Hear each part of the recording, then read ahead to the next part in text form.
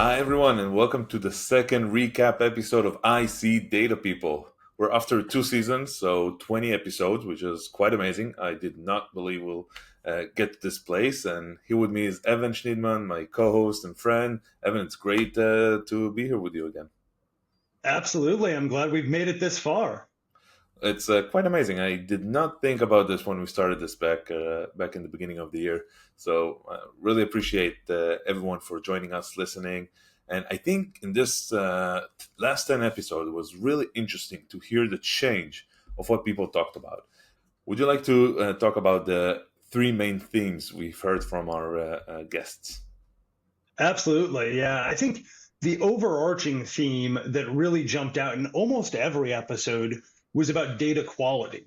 And really, data quality kind of broke into two separate areas, broadly speaking about data quality, but also about kind of the larger implications or theoretical implications to some of those data quality issues and how that has an impact on society more broadly, AI models, things like that. And then, of course, we had a lot of talk about where does the industry go from here. The data industry has exploded in recent years, and there's a lot of directions that we could go from here. And so we had some guests make really insightful comments, not only about what the future might look like, but how that ties back to the past from the last 20 or 30 years and the natural evolution of the data industry. So I think we've hit on a few key themes that really kind of give us a window into what the leaders in the data industry are talking about these days. It's a compounding problem. We see that as we put garbage into some of these models, not only does it highlight the need for a sound process to evaluate data and making sure you have confidence in the decisions being output from that data, but it also can throw into doubt the model if you don't have that confidence in the data. And I think, really we had three different guests who highlighted this in different ways. John Neitzel really touched on the process for evaluating data and that confidence, whereas Scott Cohen kind of took a different approach and talked about the AI model training problems and really how increasingly sophisticated models can compound that data quality question. And probably the one who put the finest point on the data quality issues was David Trainer, who really, I think, delved deeply into the question of being able to extract data from public filings, things that have been available to folks in the data world, folks in the research world for decades or in some cases centuries, and really pointing out that there's still data problems just extracting the information from publicly available filings. And if you haven't figured out how to do the data extraction correctly, you're just going to have a compounding problem with worse and worse AI models. So doing it right is really crucial. And I think all three of those guests kind of hit data quality in novel ways. But Omri, I mean, I know you deal with data quality issues in your day-to-day life with your role at SimilarWeb and your prior role with Lagoon. Any other thoughts on the data quality challenges both behind us and in front of us? I think that's where people really are being separated into the experts and the non-experts. So every data set, it has a process, how it's been collected, how it's been processed, how it's been analyzed, and then what's the output. And I think really understanding those processes, and it's becoming now very simple to do those processes, but you need to know them in order to understand the biases. You need to know them in order to understand the quality of the output that's coming out of the models. And I think the specialization is what differentiates right now the real data experts to those who say they're data experts. And it's becoming a real problem in the industry because you see so many data sets coming out. If you don't take the time to really learn, to really understand them, you're losing out of a lot of information and really, getting the biases get the best of you. Because if it's a buy or sell, it's a very small difference in the end, and you need to get this right, or you're just going to lose. Well, and I think a few of our guests touched on that in different ways. So I think Stefania really touched on this vis-a-vis ESG data. ESG Oh, yeah. data has had a self-reporting problem for now about a decade as ESG has become more prominent. All these companies are self-reporting this information in different formats. How do you normalize that? How do you make that the same across companies? And highlighting how the E, S, and G are different things. Sustainable investing is different from ESG investing, from impact investing. These are all different variations on similar metrics. To have a one-to-one correlation, to really be able to have an apples to apples comparison, requires not only data quality, but an actual framework for evaluating that data that's consistent. When I started Lagoon, I was really, really, really surprised. Everybody thinks financial data, the market data, the classic data is all standardized, it's all basic, everybody has this information. But actually, when you really dive into the different data sources that supply this data, there's still some discrepancies. This is the oldest data in the playbook, and there's still some discrepancy is in 2022, 2023. So this is crazy. And now expecting the ESG data to be fully compliant, everybody knows it, everybody understands it, everybody is standardized. I think exactly what I was talking about. You need to be really specialized in what you're trying to extract from the model, what you're trying to look for, and how you understand and see the data and how it was being processed, how it was being collected. And this is exactly the issue of alternative data at the moment as well. And because there's no real standard, but this information is going to become standardized in the future.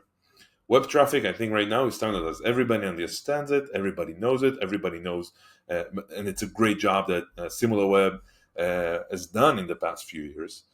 App data, very similar as well. But there are still some data set that are only being out to market in the last few years, which are very much missing the point of what they're trying to do, which is explained. And going back to what Dan Entrop has touched on in his first episode, is the use case library.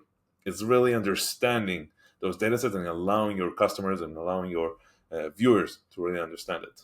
Well, I think that ties to a couple of recent guests here. One is, I think David Traynor really pushed on this fact about fundamental data.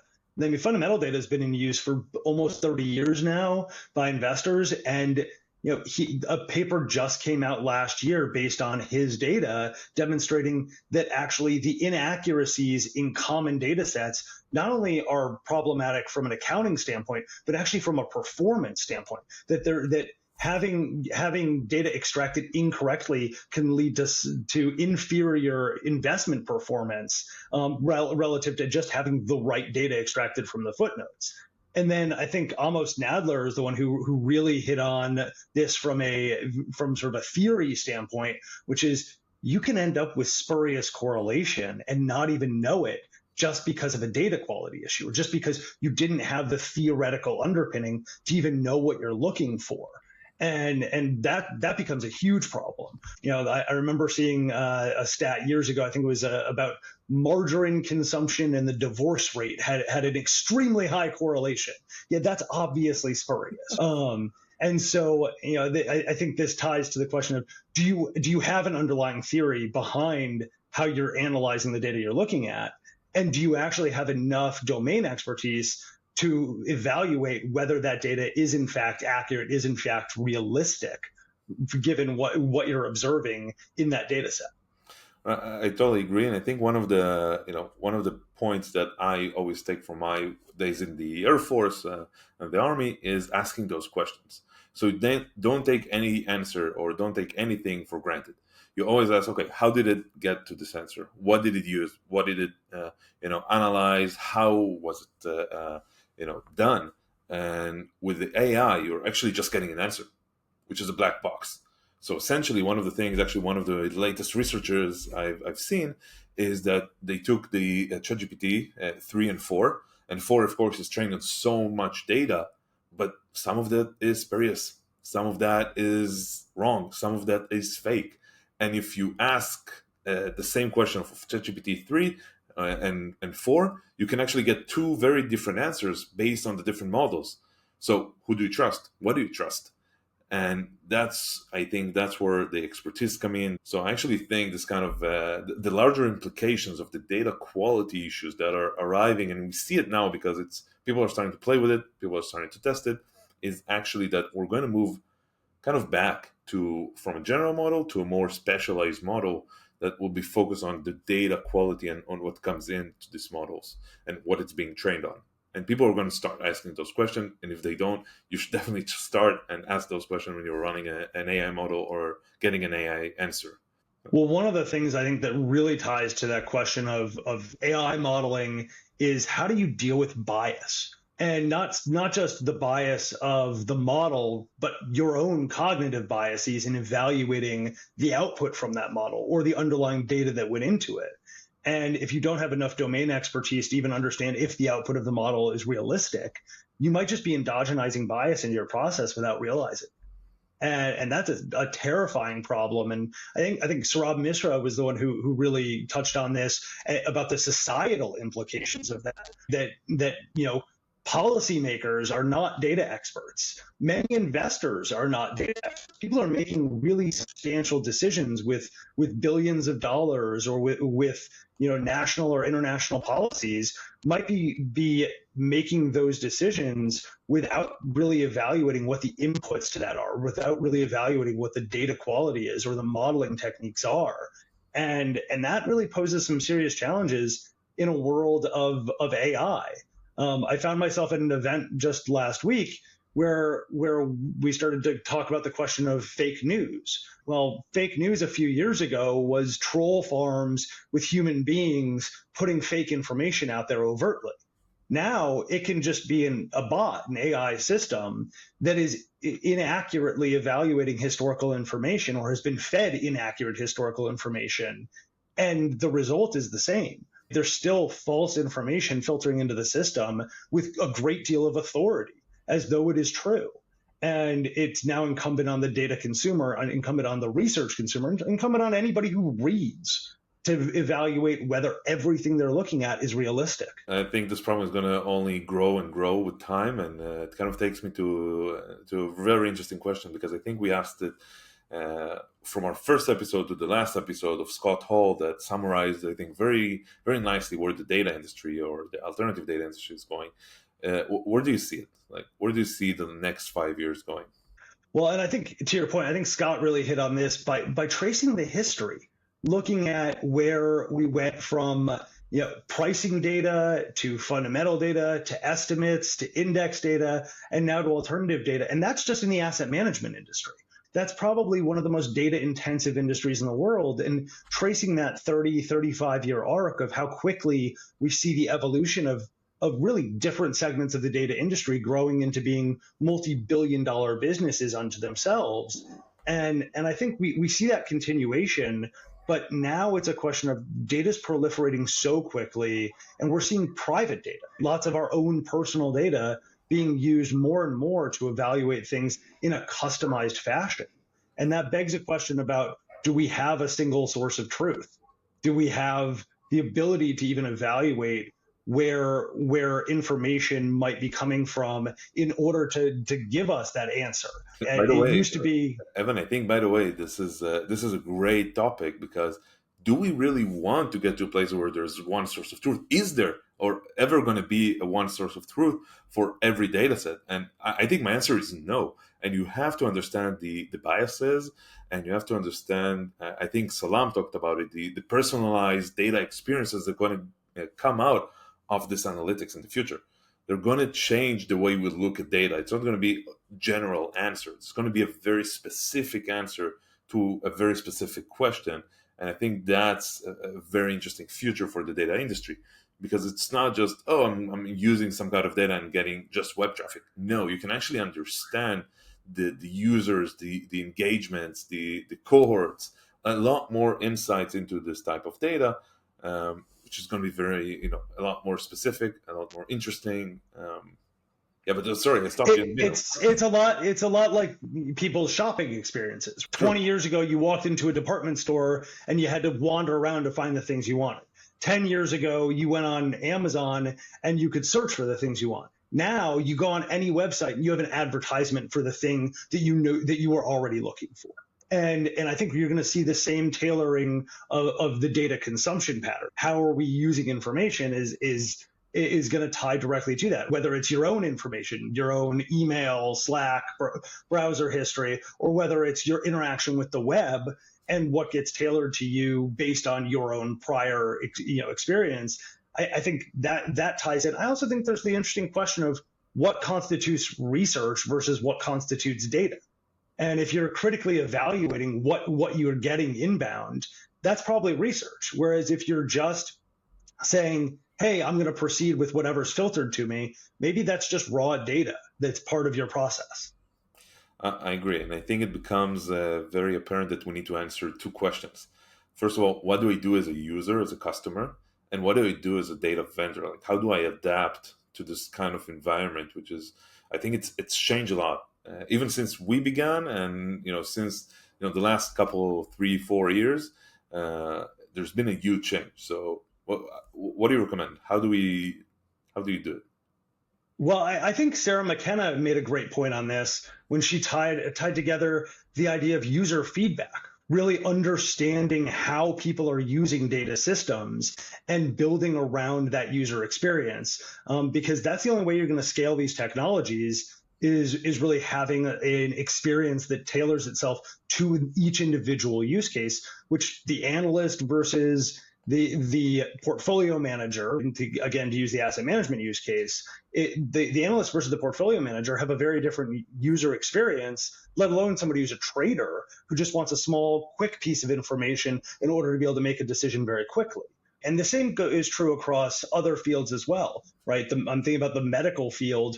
You think about a researcher versus a surgeon, the way they're using that information is very different on a day-to-day basis. And so, and I think, John Neitzel touched on this when he talked about the rise of corporate data users as opposed to just the users on the buy side or the sell side, and how the corporate use case is actually quite different. And we're seeing that evolve more slowly because there is no one corporate data use case. There's lots of different use cases within lots of different industries, size companies. Is it a value company or a growth company? Is it an IRO versus an analyst versus a CFO? They all have different use cases for the data. And so to say that there's one corporate data user is almost silly. It's almost meaningless. And that's why, when I look at the next 5 years, I do think that that's one of the areas for rapid adoption growth is it has to be among the corporate data users.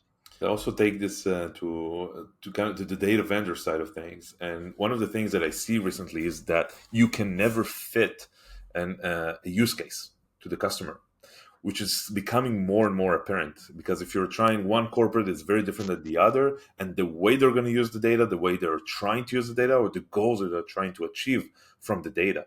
So the main question becomes: how do you build a use case that can really generalize what you're doing with the data, but also be very specific?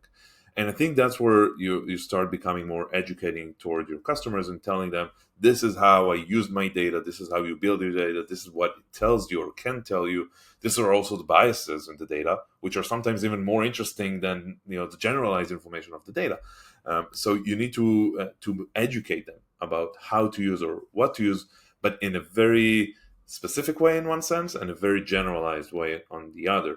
So it's building those different, very specific use cases, which we're seeing, data that has been used by hedge funds for the last 5-6 years. Only now corporates are starting to use it more and more. And that's going to become much more apparent. And every user would be able to actually use your data because those tools are becoming so simple to use and to build. Well, Omri, I know you're going to be shocked to hear me say this, but this also highlights one of my favorite points, which is nobody reads white papers. Case studies are really the thing that matters most. If you're a data vendor, the white paper is table stakes. People need to understand that it's not a black box, but that's not going to teach them how to use the data. You need to put together those case studies that really highlight each use case for each different type of user. And that's a hard thing to do because you have to put yourself in the shoes of the user. You have to understand your data extremely well. You have to understand their business use extremely well. But it's the only way you can kind of get people up to speed, get that consumer up to speed on how to actually maximize the benefit from some novel data set that they may have no experience dealing with. Definitely. And I'll take the last point that I've learned in my new role at the data as a service business unit in SimilarWeb is that you also need to be able to deliver the data to them in a very simple and dependent way. So building out the system and the ecosystem of collections, because some people use Google, some Azure, some S3, some have Snowflake, some starting to use Databricks. Those many different marketplaces and delivery methods are starting to become more and more table stakes right now. So aside from the case studies, getting them the data at the right time, at the right way into their infrastructure is becoming also very, very important. And I think it will take us to the next level because those tools are going to change. We'll need to use more and Yeah. more tools.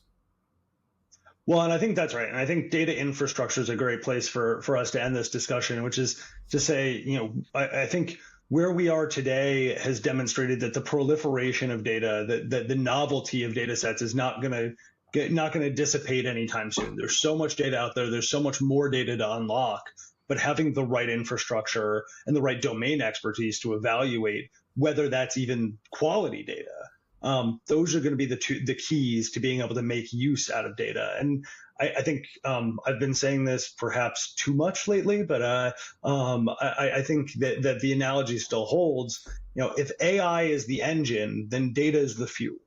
And so we're really sitting in an environment where we really need to understand how high quality that fuel is. Is it low test gasoline or is it jet fuel? Because the implications for what type of modeling you can do with different fuel sources really matters. So I think that analogy holds up pretty nicely and kind of highlights where there might be some value in the data economy going forward. We know the fuel companies did pretty well over the last century. Hopefully data companies do at least as well over the next century. Yep, I love this analogy, and I'll add to that you have to see the right data people that are actually driving those cars, to really use them and be able to find value in them. So I love this analogy, and I think we're starting to see more and more data people coming in. So it's been an amazing 10 episodes, and looking forward to continuing this moving forward.